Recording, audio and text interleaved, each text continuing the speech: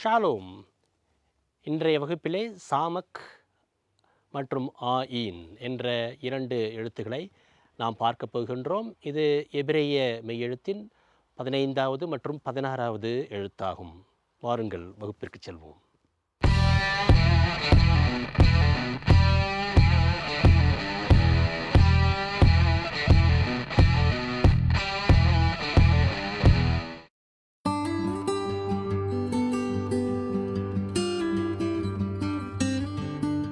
அடுத்த எழுத்து சாமெக். இதற்கு பெயர் சாமெக்.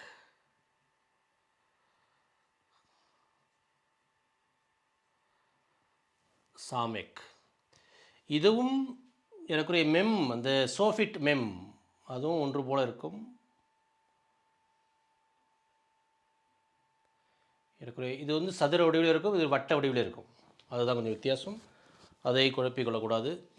இது வந்து சோஃபிட் எம், இது சாமெக் எஸ். இப்போ இது 15வது எழுத்து, எபிரேயத்தின் 15வது எழுத்து. இதற்கு எண் மதிப்பு 60. இதற்கு ஒரு ஒரு தாங்கும் தூண் அல்லது ஆதரவு, சப்போர்ட் என்ற பொருளிலும் இது வரும். இதற்கு பழைய பேலியோ ஹீப்ருவில் இதற்கு எனக்குரிய இது போன்று இருக்கும், பழைய பேலியோ ஹீப்ரு எழுத்து. அதுபோல் கிரேக்கத்திலே சிக்மா என்று சொல்வார்கள், ஆங்கிலத்தில் எஸ் என்று சொல்வார்கள். இதற்கு சில உதாரணங்களை பார்ப்போம்.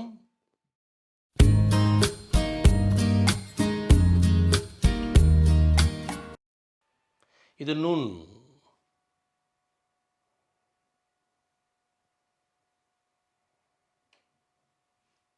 இது சாமெக், இது சேரே, 2 புள்ளி இருந்தால் சேரே என்று பொருள். இது நுண்,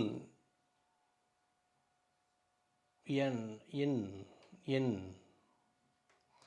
என் சேரே ஏ. இது சாமக் இஸ்.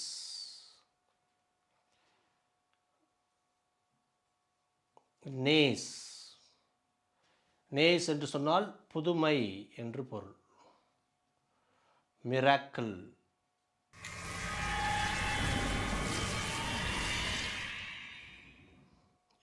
இன்னொரு உதாரணத்தை பார்ப்போம்.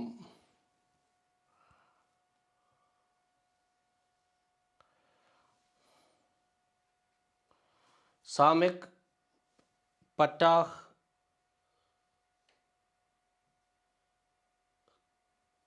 காஃப், இங்கே டாகேஷ் இருக்கிறது, கீழே ஹீரக், யோட், இது நுண். நுண் நுண் முதலில் வந்தால், இறுதி வார்த்தை இறுதியில் வந்தால் நுண் இப்படி இருக்கும். சாமக் இஸ், இது பட்டாஹ் ஆ, இது காஃப் இக், இது ஹீரக் ஈ, இது யோட் ஈ, நுண் நுண். சாக்கீன், சாக்கீன், சாக்கீன் என்று சொன்னால் கத்தி என்று பொருள். நைஃப். இன்னொரு உதாரணத்தை பார்ப்போம். இது காஃப்,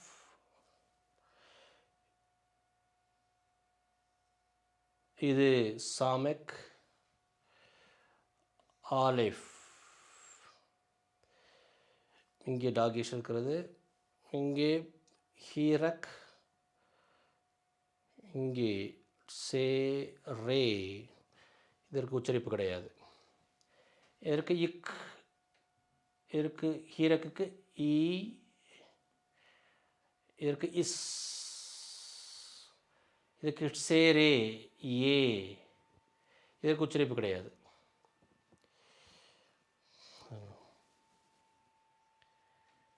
கீ சே, கீ சே, கீ சே என்று சொன்னால் அமரும் நாற்காலி, சேர் என்று பொருள். நாம் அடுத்து எபிரேயத்தின் 16வது எழுத்தை பார்க்க போகின்றோம். ஆயின்.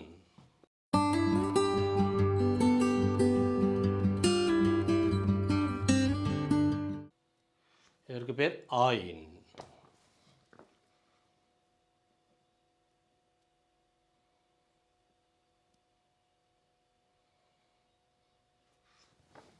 ஆயின். இந்த எழுத்து ஏற்கனவே ஆலேஃப் என்ற எழுத்தை பார்த்துருப்போம். அதே போல் இது சைலண்ட், இது சைலண்ட் லெட்டர், அது உச்சரிக்கப்படாது. ஆனால் சில நேரங்களில் மட்டும் உச்சரிக்கும், ஆனால் பொதுவாக அது உச்சரிக்கப்படாது என்று சொல்வார்கள். இது எபிரேய எழுத்தின் 16வது எழுத்து. இதற்கு எண் மதிப்பு 70. இதற்கு பேலியோ ஹீப்ரு, அந்த பழைய எழுத்து முறை ஏறக்குறைய எப்படி இருக்கும். க்ரீக்கில் ஒமிக்ரான் அப்படி சொல்லுவாங்க, இங்கிலீஷில் ஓ. இது சைலண்ட் லெட்டர். சில நேரங்களில் ஒரு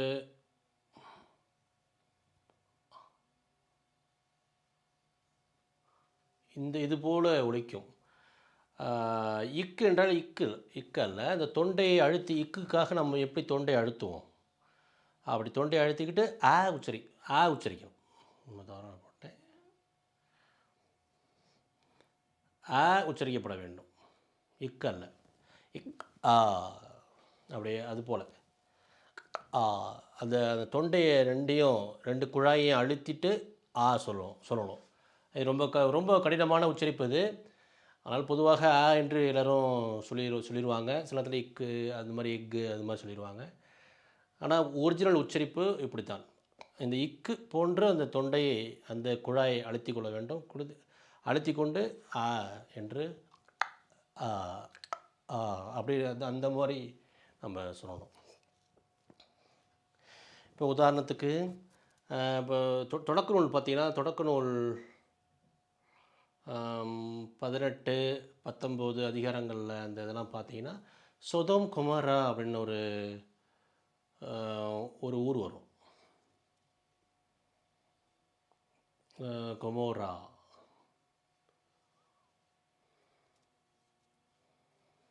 சொதோம் கொமோரா என்ற பழைய ஏற்பாட்டிலே நாம் பார்த்துருப்போம்.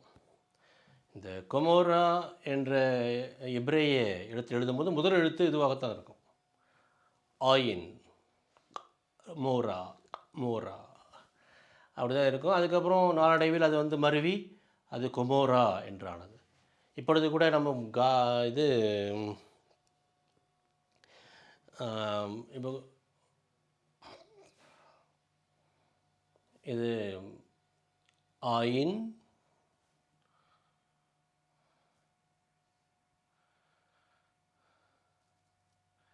இது மெம்,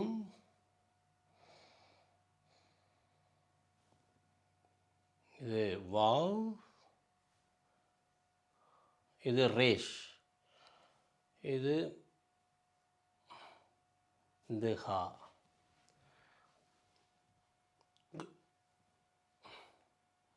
இது அது மோரா அப்படின்னு தான் சொல்லணும்.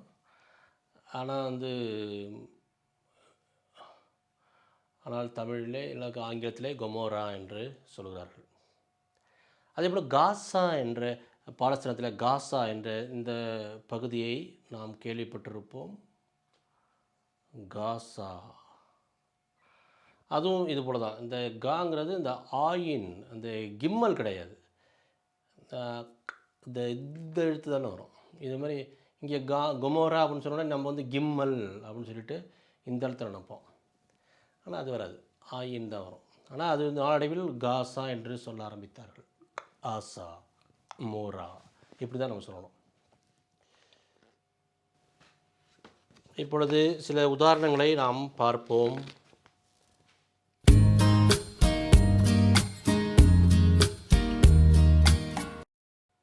ஆயின் யோட் நுண் பட்டாஹ்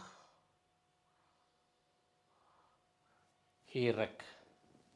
இதற்கு உச்சரிப்பு கிடையாது, ஆயினுக்கு உச்சரிப்பு கிடையாது. இது வந்து பட்டாஹ் ஆ, இதில் வந்து ஈ, இதற்கு ஈ ஹீரக் ஈ, இதற்கு இன் அந்த நுண் ஆ ஈன். ஆயின் என்றால் கண் என்று பொருள்.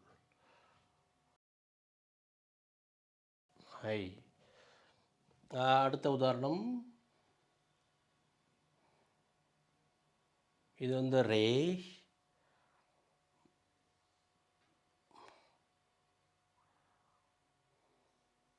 இது ஷீன். இது கடைசியாக படிப்போம். ஆயின் காமெட்ஸ், இதுக்கு ரேஷ் இர், இது காமெட்ஸ் ஆ, இது இஷ், இது ஆ. இதற்கு உச்சரிப்பு கிடையாது. ரா ஷா, கொடியவர் பொல்லாதவர் என்று பொருள். ஆங்கிலத்தில் wicked, wicked one, wicked person அப்படி சொல்லலாம். அடுத்து ஒரு முக்கியமான எழுத்து, இது ஆயின் பெட் ரேஷ் யோட்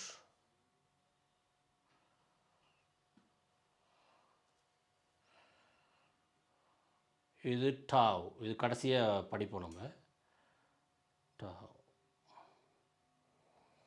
இது வந்து ஆயின் ஹீரக், இங்கே ஷ்வா. இதுக்கு உச்சரிப்பு கிடையாது, ஆனால் ஷ்வா. இது ஹீரக். ஆயின் இதற்கு உச்சரிப்பு கிடையாது. இதுக்கு இந்த ஹீரக்குக்கு ஈ. இங்கே இவ் பேட், இங்கே புள்ளி இருந்தால் இவ்னு வரும். இப்போ இங்கே டாகேஷ் புள்ளி இல்லாதனால இவ். கீழே இது வந்து உச்சரிப்பு ஷ்வா, அந்த உச்சரிப்பு கிடையாது. இது வந்து ரேஷ்,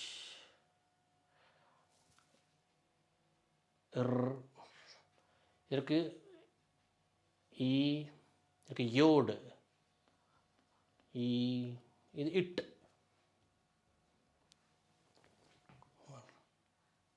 இவ் இவ்ரிட், இவ்ரிட். ஈவ்ரிட் என்றால் எபிரேய மொழி என்று பொருள். இது எபிரேய மொழியை இப்படி தான் உச்சரிக்கணும், சொல்லணும் இவ்ரிட் அப்படின்ட்டு. இப்போ நம்ம பிற்காலத்தில் அது ஹீப்ரு, எபிரேயம் என்று மாறிப்போனது. கரெக்டான உச்சரிப்பு ஈவ்ரிட் அதுதான். அதுக்கு என்ன எபிரேயம், எபிரேய மொழி என்று பொருள். ஹீப்ரு பழைய ஏற்பாட்டில் நம்ம அந்த மொழியில் இருக்குதுங்கிறத அதை ஈவ்ரிட்னு தான் குறிச்சிருப்பாங்க. இந்த பாடத்தில் உங்களுக்கு ஏற்படக்கூடிய சந்தேகங்கள், கேள்விகள் அனைத்தையும் பின்னூட்டமாக எங்களுக்கு தெரிவியுங்கள், அல்லது மின்னஞ்சல் வாயிலாக எங்களுக்கு தெரிவியுங்கள். அதற்குரிய விடையை, விளக்கத்தை அடுத்தடுத்த வாரங்களில் இந்த நிகழ்ச்சியின் மூலமாகவே உங்களுக்கு விளக்கி சொல்லுகின்றோம்.